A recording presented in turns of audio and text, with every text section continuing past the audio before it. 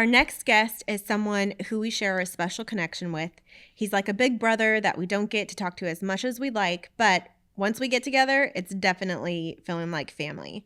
He let his passions and love for real estate lead him from a hobby investor turned into real estate coach, team leader, broker associate, broker owner partner of Legacy Real Estate, and he's now working his real estate businesses in states like California and Idaho.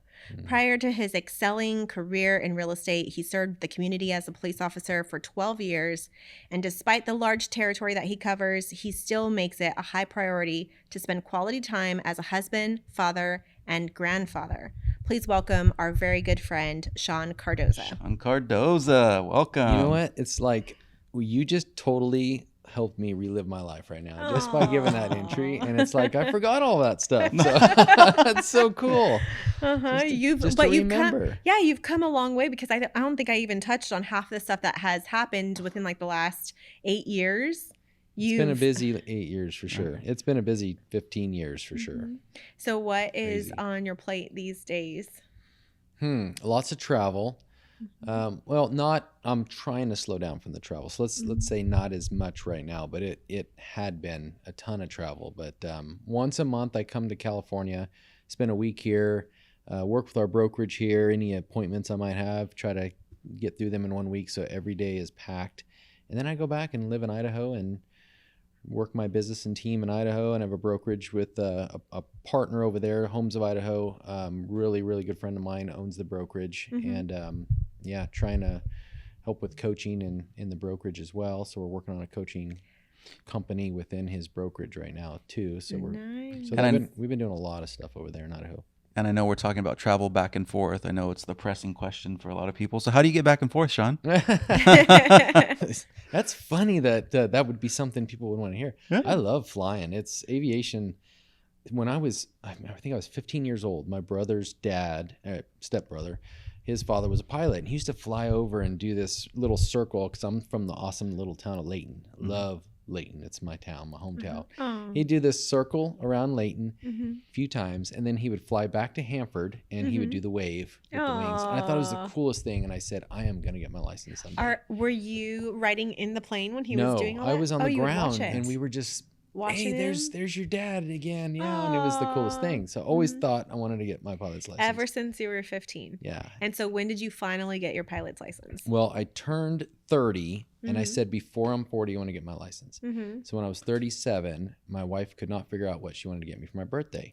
So she said, well, I looked it up, and I can get you a flight lesson. They have a $99 package for one flight intro. Ooh. It's to suck you in, is what it is. Or I can get you golf lessons. And both were a plus, because I knew the golf lessons really bad. And I really thought that would have been. But of course, I chose the flight lesson. So went out, flew, and then I had a really cool Jeep Wrangler. It was an older one, but it was a good little rock crawler. Went straight home, put that thing on the market, sold it, and used the money from that so that I can get my pilot's license. That was in 2013. 2013, yeah. So it's so funny about like small town kids and like what resonates with you. So I was born and raised in Fireball, California, another small town, and I tell people all the time, in football. Yeah, when we drive into town, the dairy farms and the cow manure, like there's a certain smell in the air, and my kids are always like, "Ew, Dad," and I'm like, "Smells like home." Yeah, I'm like, "Smells like home." This is where we're at. That's right. Yeah. But yeah, the crop dusters, I could relate. I used to see them just kind of swoop over and then dust and then fly around, and we used to think it was so cool as kids, like riding the bike. So I never got a pilot's license. So when you flew in, you just flew in today? I flew in on Monday morning. I got up in the morning, left Idaho about 6:30, and got here, landed in Tulare Airport about 8:30 in the morning. So losing an hour. It's about a 3-hour flight. And why do you choose to land in Tulare? Is it because it's closest to Visalia? Yeah, or? It's close to my main office is in Tulare. I still have my team office. The Cardoza Real Estate Group team is in Tulare. So, and then there's actually I have a little apartment there that I stay in. So land there, and I keep the car at the airport. The guy there at the airport. It's just a good old boy airport. You keep a car at the airport? For 3 weeks? My old Camry, yeah. When I get there, it is covered in dust. My wife's old car. Oh my gosh. Covered in dust, and that's funny. It's a Toyota. Starts every time. Yeah. So they'll sit there for a month, sometimes 2 months if I skip a month. But you get to write off the whole car payment, right? Because It's only there for work. He doesn't pay on that car anymore. It's an old Camry. It's all free. But miles. No. You can wrap the miles. Oh yeah, sure. I do that. And the gas. I definitely do that. And the car washes. Yeah. And all that definitely stuff. the car washes. Yeah. Hey, so. no, a truly successful real estate agent. I'm gonna say it. Driving a Camry. I can relate. There it is. It's not the flashy nice stuff. Looking, it's a nice looking little car too. Man, that thing is a great little car. It always goes, it always starts. No one ever complains that thing pulls up. It still looks good. Well, we're still talking about aviation though. Do you have any other moments that you think of that get a little squirrely in the air, where you get a little nervous, or how do? Coming into Idaho is always a little. You never know about the weather, and so that's the one thing. Flying back and forth from here, I mean, I have some of the most beautiful photos that I would have never experienced if I wasn't flying. So it's just, I take photos every time, and I'm always posting them on social media. Yeah, I mean, even your picture when you call me, I see you. Do you know what picture it is? Oh yeah, I don't know how I put that on my iPhone. I love it. I'm like, I think I'm so going like this with my headset on. You can see it. I'm in the air in the background. Yeah, I love it. That was a flight from. I was like, here. Shawn, it's just oh yeah, it's from the air. But yeah, I've never had any crazy I mean, I've had some crazy moments happen, but nothing that with the training wasn't able to get through. But nothing. I've never had any engine failures or crazy stuff like that. Knock on wood. Thank you, Lord. Keep me safe up there. So, do you own your plane? Yep. When we moved to Idaho during COVID, we said, all right, I'm either gonna spend a ton of money on commercial flights or buy something. Started looking around, so we bought this plane. It's fast. It's a little quick plane, and it gets me here pretty quick. So do you have a hangar at home? I do have a shade hangar, yes. Nice. Where we park it in. It's hard to get a hangar anywhere these days. Now, big lists. So obviously you still have a lot of business here, successful team, successful partner, and a new brokerage here. Well, it's not new anymore. You guys have had a lot of success. Yeah. How many years has the Legacy Real Estate team been? Officially, I think we just passed our second full year. Nice. So 2 years. We started with, it was just 2 teams. It was the Cardoza Real Estate Group and Ginny Madrid and Associates. We were both at KW. We were both top producing teams at KW. And we said, you know what? We kind of heard that we both were interested in leaving. So we started talking together and decided to, what if we put our team just under a umbrella of our own brokerage? All right. Well, my wife came up with the name Legacy Real Estate. And like I said, she's, we talked earlier about Kevin Blaine and, the legacy he put in all of us. He kind of taught us all so much in the real estate industry. And so she came up with the name Legacy Real Estate. So there's definitely a legacy there that we've all been following. So with that umbrella over our businesses, we thought, okay, we'll just put our 40 agents between our 2 teams under there and just get started. And we said, we are not going to recruit. We're not going to recruit. If people want to come to our teams, we'll do that. And that's it. It wasn't like 3 months later, 2 months later, and Ginny said, Shawn, my phone is ringing off the hook. And I'm like, what? She said, people were wanting to join our brokerage. They just want to know what we're doing. And I said, I guess we better figure out a split for people. What's this brokerage doing? Okay, we got to beat them. What's that okay, we could beat that. And so we just came up with a really great opportunity and actually there's so many other things we're doing now with flat rate options and different things that agents can do. We have some fast pass options now. So cool. Where people are able to come over. If they do a fast pass, we'll make their cap much lower, which is just paying a chunk up front. So we call it like the Disneyland fast pass. Oh, nice. So it's fun. What's cool about it is our brokerage went from 40 to about a year later, we were up to about 160, and now we're about 180. So right at 2 years, about 180 agents. So awesome. And it was all word of mouth. Like we haven't done much outbound recruiting at all. It's just people that have known us and Well, and it's a great group, and I'm so excited that that's the reason that it was the Legacy Real Estate. Yes. So it's so funny. I was telling you off camera, my sales manager, Maurice, we were talking about, he's like, hey, what do you know about Legacy? I see them more frequently in the South Valley. They got a lot of business. I was like, well, yeah, they have a fantastic team. And he's like, well, who's over there? And I'm like, immediately Shawn, Jenny, and Abel, they're running it. A lot of people from the Kevin Blaine Real Estate team, we all work together. And I was like, it's fitting that the name is Legacy because it is a legacy of what Kevin was doing. So all the people that were there are basically over at Legacy. And I didn't realize that that's why the name was, but I was like, I'm it totally so glad fits. that you shared, because now it's like, oh, it's so awesome. Yeah. Laura was just throwing out a bunch of names, and that was one that stuck. And we're like, that does go. Yeah, because Thomas Curtis had like another name that he was using as a DBA or an LLC, and it was like Legacy Levers.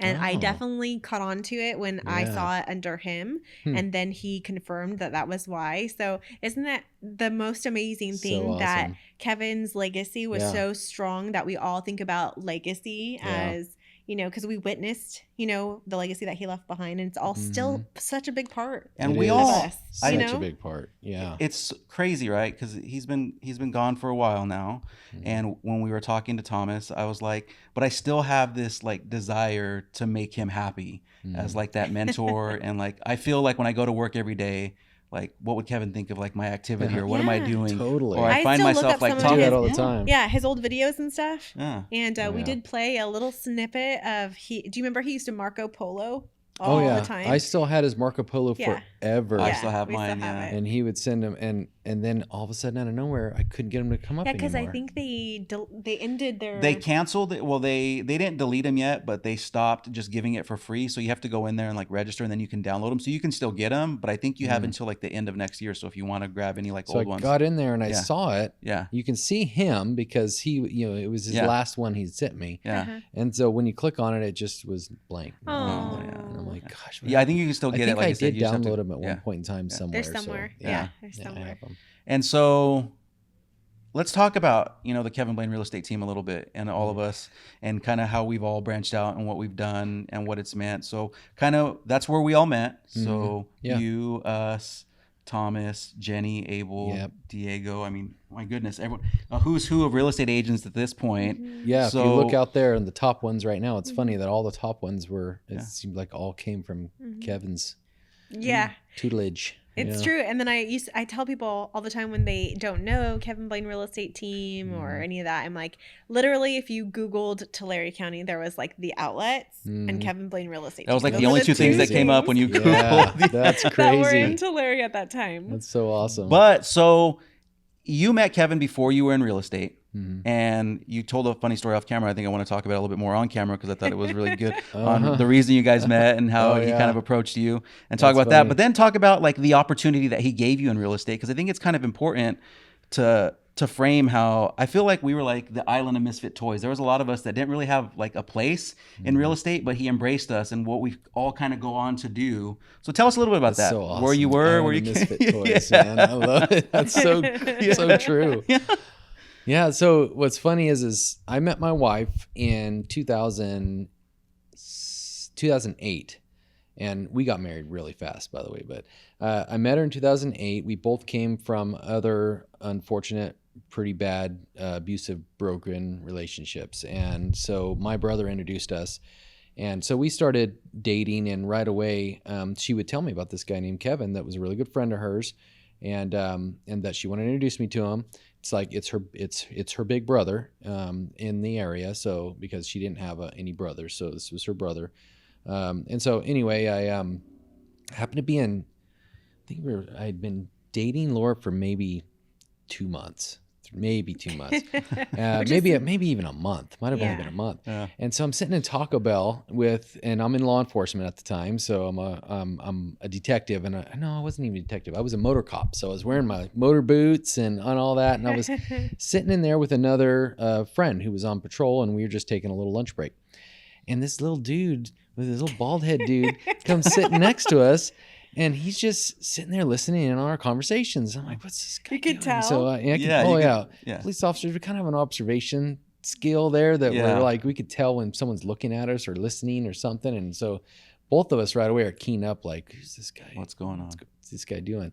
But he well-dressed Kevin, he's in there. So anyway, we're chatting away, and then I go to leave, and he steps up right away and says, "Hey, are you Shawn Cardoza?" And I said, "Yeah." And he goes, "I'm Kevin Blaine." I'm like, "Well, hey, yeah, how you doing?" And so we got to talking a little bit, and next thing you know, we're outside. Next thing you know, he goes, "Hey, would you mind signing off on my ticket?" I'm like, Sure, I'll sign off on your ticket. So he goes and he digs through his car and he can't find it. It was like a tinted window ticket. No, missing front license plate is what it was. And so I'm like, yeah. So he goes, hey, you mind following me to my house? I live right over here. I'm like, sure, I'll follow you. So I followed him to his house and got his ticket and signed it off. And anyway, so ever since then, thank you. Oh yeah. Ever since then, we spoke fairly often, but Kevin was always with Laura and I. We were always trying to set him up. Like we tried so many times with so many of Laura's friends. So we were always trying to double date, and invite our friends over. And he had a couple of his friends he really liked, a couple of her friends that he really, really liked. So we were always kind of like trying to, so it felt like we were together every week, at least 2 to 3 nights a week. I feel like we were hanging out. And I never wanted to talk real estate because as police officers, you know, we like to talk real estate. I'm sorry. We like to talk law enforcement with other law enforcement officers. You know, we talk in codes and all this stuff. You know, but with other people that aren't law enforcement, we don't want to do cop talk. Yeah, we don't want to talk about it. I always thought Kevin was that way. That I didn't want to talk to him about real estate. Just kind of kept it quiet. You get it? I'm coming in a little slow. Sorry. It's funny because I only want to talk about real estate. Yeah, well, that's all we know at this point, right? That's just it. When I finally one day decided to tell Kevin, hey, you know, before I was a law enforcement officer, I wanted to do real estate, but it was like a 2-year or a year and a half of college courses back then, and that was like in 2003, 2002. There was no online courses back then. I said, I didn't want to talk to you about it, but I've always been interested. Is you all right if I ask you questions about it? He goes, dude, all realtors want to do nothing but talk real estate. Yeah. Let's talk about it. So he quickly texted me how to get he goes, now you can do it online. It's real easy. Yeah. So I did it online. 3 months later, I called him and said, hey, I finished the classes. I'm ready to take the test. He goes, wow, that was fast. I'm like, that's kind of how when I put my mind on something, I want to do it. I do it. Yeah. And so about a month and a half later, because back then you can get your test that quick. Yeah. Called Kevin and I said, hey, I'm ready to get my license. I got my license. I'm ready. Well, shoot, come to KW. So I went to KW, sat with him, and he gave me the best split ever. 40% of mine. I'm like, sold. I'll take it. So he offered me 40%. He goes, I don't know what it's like to have a part-time agent on my team. Never had one, but I'll give you 40% of your commission. Anything you close. Oh, and I said, so great. So cute. Sold. I'll take it. I was 40% for probably 2 years. Oh my goodness. And I closed during that time probably 15. About 30 transactions in 2 years. There are 25 transactions in 2 years. Decent producer. Took off pretty quick, and, you know, talking. I'm figuring out business of relationships, you know. And I told everybody, I would joke around in my law enforcement community all the time that, you know, hey, when are you going to use me to help buy a house? Come on. Hey, don't use that guy. Use me. You know. Yeah. I have a friend though. That's okay. I'm your friend. You know. Yeah. You trust law enforcement officers. Does Matt Mueller sound familiar? Yeah. Were you he his was one of my clients agent? for many years, yeah. So I think that you brought him in Good friend. to Spanish Oaks where I was. did. Yes. Yeah, that's right. He was one of our mutual clients. That's right. Yep, Matt Mueller. He's he has bought, I think I helped him with several investment properties too. Oh, and nice. a long time client. Good guy. Good guy. Yeah. Very good guy. Yeah, and then so oh my gosh, the 40% split story. That's classic, Kevin. So good. But when we joined the team, at that point, you were like the sales manager. So, I mean, so you moved through quickly. Like you said, you had a knack for it, a lot of production. But then you go into this role where you're now giving back. You're managing a team. You're helping Kevin run that. How is that transition of, you know, being a producing agent and wanting to help your clients, but at the same time starting to pour into agents? I mean, obviously, it's less you where you are now, but talk about that experience, like getting into that and, you know, the shift and focus and... Totally. It was moving up. So it was probably about 6 years of working with Kevin, about 5 years of working with Kevin that I was still in law enforcement. I was closing about 30 or so units a year on average. It was doing really well while being in law enforcement. So I really understood leverage. I had to, in law enforcement, understand leverage. And back then, Kevin had a lot of flips. So we'd get to put our signs on their flip homes and take those buyer calls. Available soons were okay back then. So anyway, got to a point to where I needed to do something, and I knew Kevin was taking off and bringing on a lot of people, and he was starting to pay for leads through Zillow and really jump in on that. And so I said, I better do something. And so I asked Kevin, what do I need to do? I've been here with you from the beginning. I think there was only four of us when I first joined his team. It was only 4, and now he was up to about 16. What do I want to do? I want to get involved and help. What can I do? He goes, well, if you can close 50 units in your next year, I'll make you a manager. I closed 55 that year. Nice. You put a fire under me, I'm going to do it. So I closed 55. He made me a manager. And so that whole thing was not difficult for me because of being in law enforcement. At that time, I did medically retire with a hip replacement. So it kind of was perfect for me just to go in full-time real estate and help him with the team. It was easy for me to leverage just because in law enforcement, I needed a leverage to transaction coordinators. So there was a point in time where I had 2 transaction coordinators helping me. And that way I could focus on helping the team with team huddles and retention and really helping with training and coaching. I loved the training and coaching part of it. So that was my part in helping the team. I was love that. the training and coaching and helping, making sure everyone was in a huddle every week and we were working at it. It was great. So yeah. Awesome. Leverage. Legacy now. Yeah. You, Jenny Abel.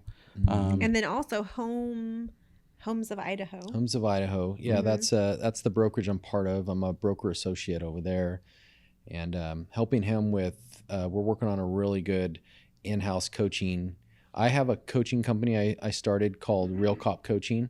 I'm a real estate coach with ICC. After Kevin had passed, I started doing that, and then I created an online database for coaching, basically a virtual experience for people to be able to just pay for a package and they can get access for their entire brokerage or their teams, or individual packages, or they can buy them a la carte. But it's different segments. I've done everything from SOI to farming to building a team to team huddles to creating your Tom Ferry business who? plan. I know. Shawn Cardoza. Started working on that, and then Colby Lampman, our broker of record over in Idaho, he's part of our coaching company with ICC, and he said, "Hey, would you help me? Let's put something together in-house here." Yeah. So we started focusing on that. So we're working on a in-house coaching opportunity where agents can actually pay for their coaching through a closing. So they can prepay it and they can get like coaching tokens. And so our coaching experience is a little different than like Tom Ferry or anything like that. It's where it's a la carte coaching. So if you want YouTube training over this next month, you're going to go with this coach. Next month, who do you want next month? What do we want to focus on? Okay, if they can't decide, we'll choose for them. Let's get you over to working on your DTD2 inside of your Facebook, creating custom lists in Facebook so you can start turning your Facebook into a database. And do you have to be part of any part of your teams or brokerages to be a part of the coaching? Nope. So I can just like recommend you because we did a series of coaching through a very popular person. I will not say names. We paid $1,200 a month. Yeah. For nothing. For 30 minutes we ended up getting garbage. We ended up getting partnered with a coach who did less production with us. I don't think the intake was accurate. So we ended up coaching our coach on what to do to be successful. And he quit shortly after And he quit coaching shortly after, and then called us afterwards, said that he got in production and wanted to pick our brain a little bit more. Now that he was in production. But of course, I think I know that coaching company. Yes. Sounds familiar. So what are the costs involved with coaching? You know what?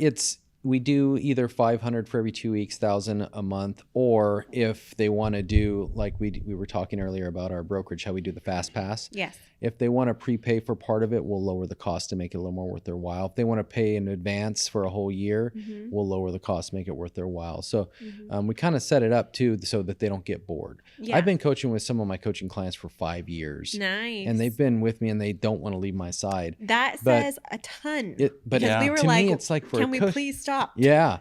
But for a coach, it's like, okay, I would get so stressed out to make sure that I have enough content. I took the stress on. Yeah. I needed to have content this week. So I'm spending a lot of time when I should be doing other things preparing for that next coaching call this week. Yeah. Because I've given them so much. And there's 2 different types of coaching, right? You have content-based coaching and self-discovery coaching. And self-discovery has to be in everything you do when it comes to coaching. But content is so important.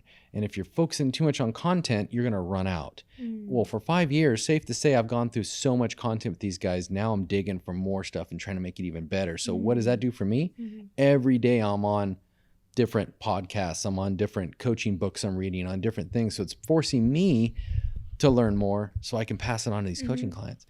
Well, with our coaching company, we're doing it a little different to where you're not going to be stuck with one coach. That'll be your main coach, but we're going to push these other guys in there that are experts in their field. Kind of like the same like podcasts like this. We're going to push them to you. You're now hired because you're so good at podcasts.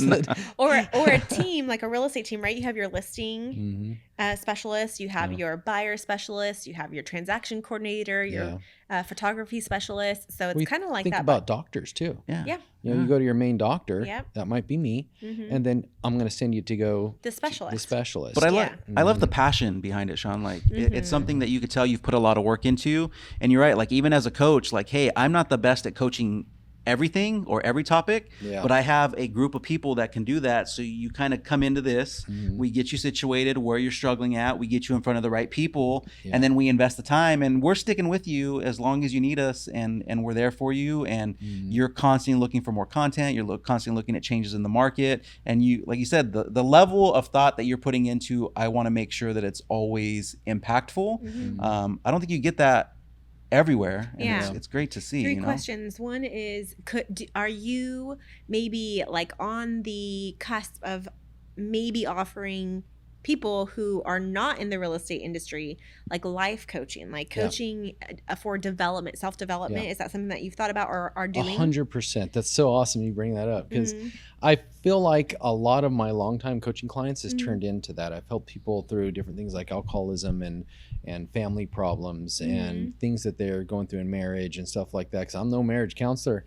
but what do they need? A lot of times they just need someone to hear them. Hear what's going on in their life, and so you become a good real estate coach. On speed dial, you know that. So a lot of these people just need someone to talk to.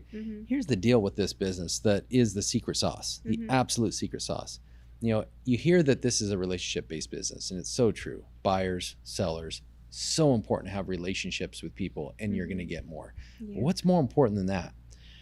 The relationships don't stop. The relationships with other agents, the relationships with your coach. I mean, those people stuck with me because of the relationship they created with me and the trust and knowing that I actually cared deeper. I'm not just after their money.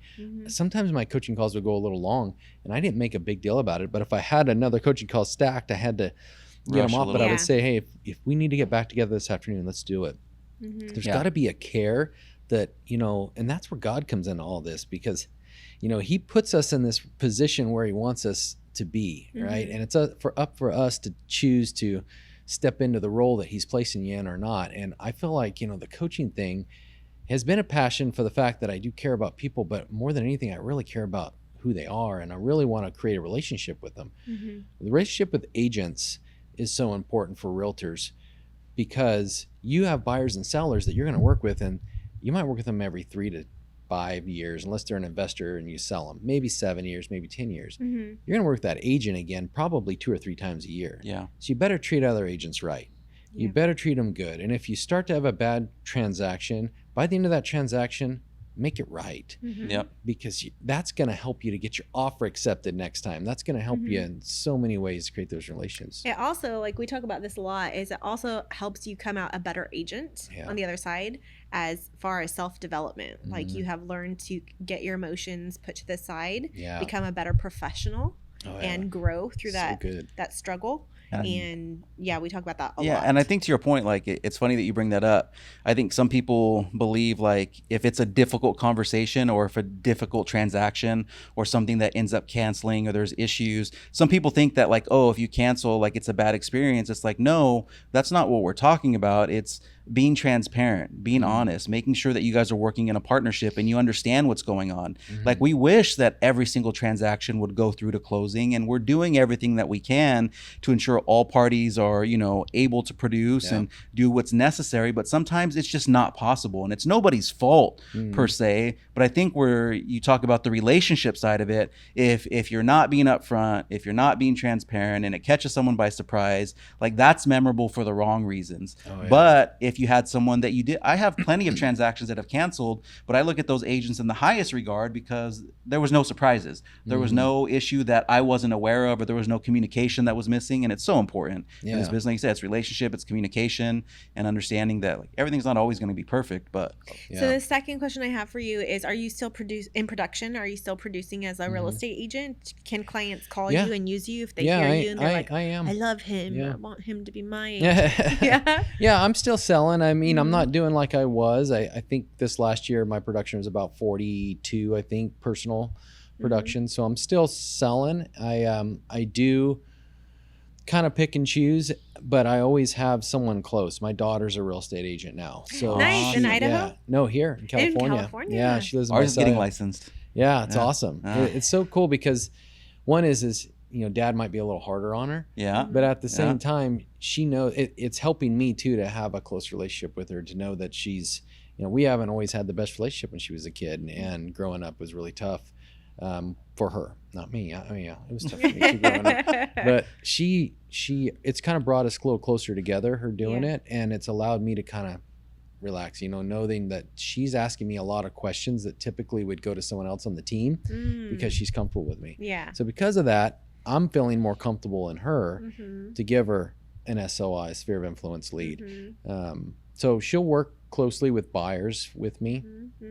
Usually I'll still handle the sellers, but then I'll usually grab an agent on our team to partner with me on it. Yeah. So that we can always make sure the seller's not getting left behind, because a lot of people, they want to make sure the agent's here local too. So, and I'm back and forth. Do you find that like people are saying like, I really want somebody local?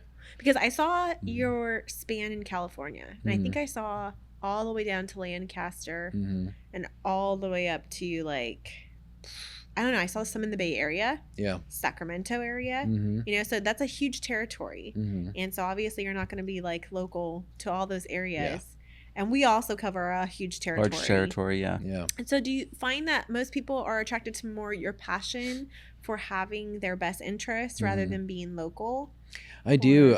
I have had some situations where I wish I would have grabbed one of my local agents quicker. Yeah. Because usually I'm pretty good at explaining my value proposition and why I'm the right agent to choose. But it has happened where I should be a little quicker at grabbing a local to do it with me. But for the most part, probably 98% of the time, it's not a problem. It's just, this is my value. This is what we provide. This is who I am. The reputation has worked really well. Closed one in Vacaville. It's probably the one you're thinking of. I do have an agent in Northern California that's on our team, Jacqueline. And then in Southern California, we have a whole team that's affiliated. We have a lot of affiliation with Idaho, to where they're licensed at Homes of Idaho in Idaho, and they're licensed with us here at Legacy here. Oh, so nice. We're actually really entangled. So a lot of our technology, KV Core, Broker Sumo, different things that we do are all group paid between us and Homes of Idaho. So we have a lot of connection. We do a lot of training within our brokerage together. But with that, it's allowed us to have agents from all over the place. So we've got a whole team, the Carrie Hipwell team in Southern California. They're in the Orange County area. If we need anything, they're there. We kick them over anything that comes up. And so why Idaho? I mean, I'm always curious because, I mean, again, there's a lot of people migrating from California to Idaho. It's like a popular destination for people leaving the state. And I'm just curious, you did it, I think, at a time when it wasn't quite popular yet. You probably got a really good price on your home. It started. Right before the boom, right? We barely missed it. So if we were 10 years prior, we could have bought, 15, 20, 30 acres for $150,000. So, but now you're lucky to get it for $1.5 million. Right. The prices, the prices went Central Valley, California, Idaho to like this. Oh, wow. Yeah. It's way more expensive now. And that's all happened over the last 4 years. So we actually started traveling. It was, when Kevin was around, we started traveling to all over the place to look to where we wanted to move next. We went to the East Coast, Florida, up to South Carolina, everywhere there was family. We ended up staying with Kevin's brother in Eastern Washington, which I loved Eastern Washington. We decided to shoot over the border and take a trip into Coeur d'Alene, and we're like, wow, this Idaho is amazing. So then we ended up checking out the Boise area, which is exactly like the Central Valley of California, without the smog. Right. So it's just like literally you can see mountain range to mountain range, no problem at all. It's beautiful. So everything you love about Central Valley, California, without the things you hate, is what we found there. That's why we chose. And I think that's why a lot of people do. Thomas Curtis says he's in the area. What? He better come by. Watch out. So he says to call when we're done. Oh, awesome. So amazing. Yeah, I've never been to Boise, but I'm gonna have to hop on your plane and go Come on over. check it out. Jump in. And I could talk to you for hours. Like, you're one of my favorite people in the world, but I think we are, per Israel, probably coming We're at close 40. to 45 minutes, 40. Israel, any questions for your... He is so excited that you are coach, a pilot. team leader, Oh, man. You'll entrepreneur, pilot. Yeah. Seriously. I mean, as a new agent, is there anything out there that you're like, oh my goodness, you got a chance? Why Boise out of everywhere? You know, like I said, it's a lot like Central California, but the reason why is it's still close. It literally is a bridge right now from California to Idaho. They're so crazy connected. Everybody you meet, I'm in a men's Bible study group in the morning. We meet on Wednesday mornings, and every one of them, except for I think 2 of them, are from Seattle, Washington. Everyone else from California. There's actually one guy not. Is the stereotype true that you guys just eat potatoes every day? No. But I'll tell you, Idaho is known for fry sauce. And it is Fry sauce. No one has ketchup Well, with we're gonna have to go to Okay, Idaho what's and try what's one fry has sauce? ketchup with fries. What's fry Where sauce? do we stay? I think it's if we go to probably visit you? more like a fancy mayo, maybe. Okay. But I don't know. It is freaking the bomb. Okay, well, I have to have fry Idaho. sauce. And the other thing is finger steaks. Finger steaks is the Idaho thing. Interesting. Finger steaks and yes. fry sauce, and Shawn is gonna fly us in his plane to Come on. Idaho. Come on over. We'll pay for dinner. Actually, no. You know what? As self-employed people, if we go and meet with another real estate professional, the It's a whole write-off. yeah, We'll try. yep, Hey, Come on well, over. yep, Yeah. exactly. Call your We're tax advisor, coming. verify. We're going. We're gonna shoot a podcast on the plane. There you go. It's like an hour flight. We'll just have a With good. who? Shawn, No, Sean's flying his own he plane. can talk All when right, he's that's flying the autopilot. plane. Okay. Yeah, that's You see a lot of fantastic. my pictures, I'm like reading the Bible while the plane's just flying Yeah. itself. And I'm just Auto- Oh Autopilot. my gosh, Taking no everything. way. Yes. It literally just flies its path. Yeah. So Do you know the big planes actually can even land themselves, and they're required to test it every certain amament of flights No. where they don't even land it? Those are the Wow. ones That's where I'm something. bouncing That's off crazy. the ground. I Yeah, bet like, you. Probably. Yeah. Those are Probably. those testing phases. They're checking it. Yeah, like it's. Oh, okay. That was hard, but it worked. Yeah, Check. I anticipate it. It's always like, all right, let's see how good this pilot is, and it's like, oh, that was actually really smooth, Yeah. or It's oh, awesome. that was a little rough, you know. Yeah. But it's not really any pilot. It's like the Maybe, plane maybe itself. not. Yeah. I don't know. It could have been. That could have been the time the pilot did take over. Oh yeah. Pilots don't even know how to land anymore. There's good. Let's see if they're I all can do good it. pilots. Do. Oh, We're like, no. whoa. That was rough. All right, Shawn. Where can people find you? Yeah. If they're so- buying property in Boise, if they're buying property in California, you and your team, One how do we get a hold of you? website covers both. And our website is out there. It's been out there for about almost 10 years now. We get organic traffic all the time on there. But anyone can get on CardozaRealEstateGroup.com. That's CARDOZA, not SA. CardozaRealEstateGroup.com. All my contact information's on there. And then, yeah, there's So for a blog on coaching- there. There's everything. Yep. For real estate, Coaching, California or They can go to realtydude.us. Realty Nice. Dude. Are you That's our coaching platform. .us. dressed like the guy from Big Lebowski on the cover page for like No, the real I'm estate actually on dude? stage doing a whole event. I've been able to do nice. lots of speaking events. It's been amazing. I'm on stage with about probably 250 people in the audience, and Very so cool. that's what's on there. Is Oh. me on Awesome. stage, I so did a it's speaking fun. event this morning. It wasn't very comfortable for me. It's never comfortable. It's never. You just got to have a plan and hope it works out. Mhm. Have a plan, work the plan. Yeah. Yeah, as you know, we always tell people to reach out to the Martinez team, but yeah, the Cardoza group is definitely someone that I would highly recommend for Call the you work that you guys. guys have done. Yeah, I love you guys to death. Call you and- guys, but when you No. have your referrals in Boise, call me. Yes, definitely. Or you refer them to to me. in South Valley for Maybe sure. there are people watching who do not like us. and There's maybe they like possible. him. I They're like, agree. "Oh, I mean, well, I Sean's like gonna him. I'm accept." like, It's I'm not like, Sean is possible. gonna be my agent. Like, It's you not know. possible. I mean, Sean would be my agent. Yeah. Well, Oh, hey. gosh. well, And I You might guys have are- to fire you. You guys are too amazing. yeah. He's gonna tell you to divorce me in the counseling, and then he's gonna sell you a house in Boise. There you go. And then See how it works? That's how you get your numbers up.